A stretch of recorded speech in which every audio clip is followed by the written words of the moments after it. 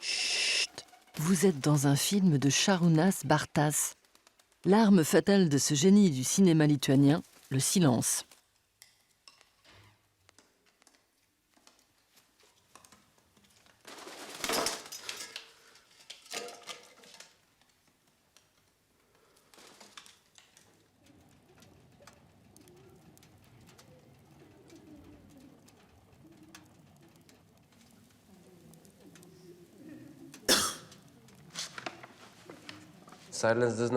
En réalité, le silence, ça n'existe pas. C'est pas vraiment du silence. C'est une création. C'est la bande-son d'un silence. Il faut garder l'équilibre entre ce qui est dit et ce qui ne l'est pas. S'il n'y a que 3 mots dans le film, ils seront très importants. Cette phrase fera l'effet d'un coup de feu.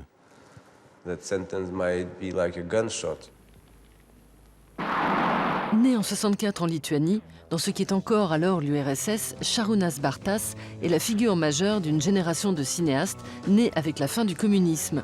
Fondateur du studio de cinéma Studia Kinema à Vilnius en 89, il y accueille ses pairs, mettant son pays sur la carte du cinéma mondial. Pour ce réalisateur qui brouille la frontière entre fiction et documentaire, la vie se confond souvent avec l'aventure cinématographique. Ainsi, pour son film Freedom, tourné dans le désert du Maroc en 2000, il transforme de vieilles ambulances militaires soviétiques en studios mobiles, reproduisant son Studia Kinema en Afrique du Nord. Producteur, réalisateur et même chef opérateur sur ses propres films, Bartas consacre davantage de temps à l'organisation de ses tournages qu'au scénario qui ne dépasse souvent pas les quelques pages.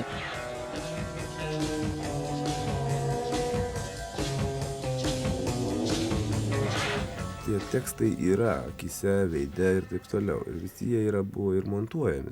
Tai žmonės kalbasi žvilgsniais, žmonės yra žymiai sudėtingesnis aparatas nuskaitimo, negu mes įsivaizduojam. Ir jisai skaito žymiai daugiau negu vien tik balsą. À 22 ans, avant de devenir le pionnier du cinéma indépendant lituanien, Bartas intègre l'Institut national de cinématographie de Moscou. Première école de cinéma au monde, créée en 1919, elle a eu pour professeur Sergei Eisenstein. Il n'existait qu'une seule école de cinéma en URSS. Si tu voulais devenir cinéaste professionnel. À l'époque, tout était centralisé, absolument tout. Il n'y avait qu'un seul budget pour toute l'Union soviétique, pour tout le cinéma et la production de films. En Lituanie, on ne pouvait faire que 6 films par an. Ça a été comme ça, sans changement, pendant 40 ans, le même nombre. Le 11 mars 90, la Lituanie est la première république d'Europe de l'Est à déclarer son indépendance vis-à-vis de l'Union soviétique, qui l'avait annexée 50 ans plus tôt.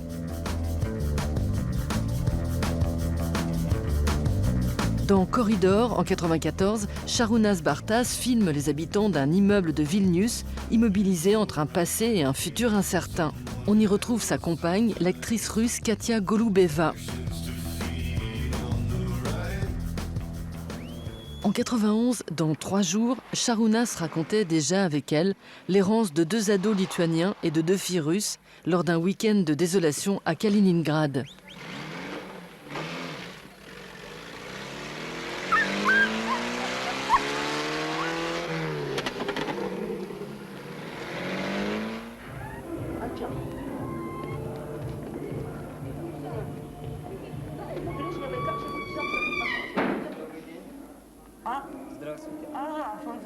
Можно снять номер.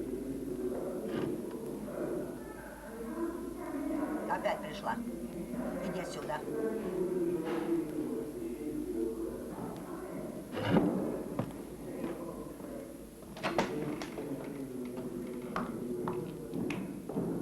Ты еще здесь? Nous tous, on détestait ce régime. Tous. Absolument tous. Bon, disons que c'était 95% de la population. Tu ne pouvais pas aller où tu voulais.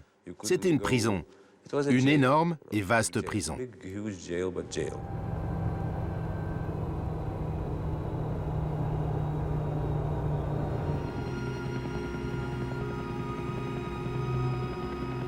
1996, Bartas sort un film tourné en Sibérie avec sa femme Katia, dans la tribu isolée des Tofolars. Sélectionné et présenté à Cannes, ce film majestueux, sans aucun dialogue, dans lequel la majorité des acteurs sont des chasseurs-cueilleurs du bout du monde, marque la consécration du cinéma de Bartas en Occident.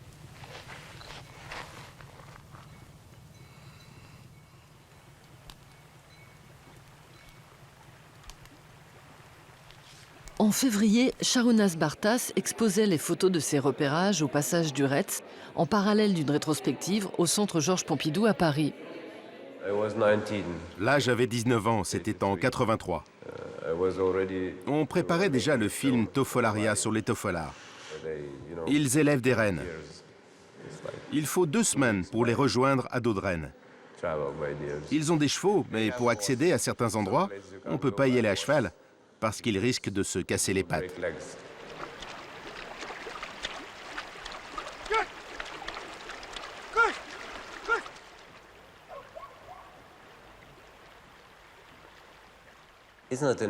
C'est pas du dessin animé. On ne peut pas contrôler les personnages. Ils ont leur propre corps, leur vie, leur voix, leurs mouvements. C'est pas des marionnettes. Ce sont des humains. Et avec chaque être humain, tu as une conversation différente. Dans son dernier film, sorti il y a 2 mois, Sharunas Bartas met en scène son dialogue avec Ina, la fille qu'il a eue avec Katia Golubeva. Un hommage à sa muse qui a mis fin à ses jours à Paris il y a 5 ans. Imam kamerėlę. Imam. Ateik.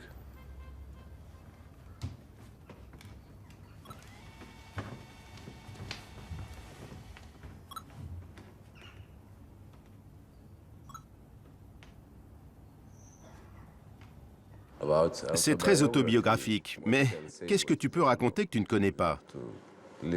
Il faut vivre et sentir par toi-même. Ce n'est qu'après que tu peux raconter des histoires aux autres, de ton point de vue. C'est ça qui est intéressant.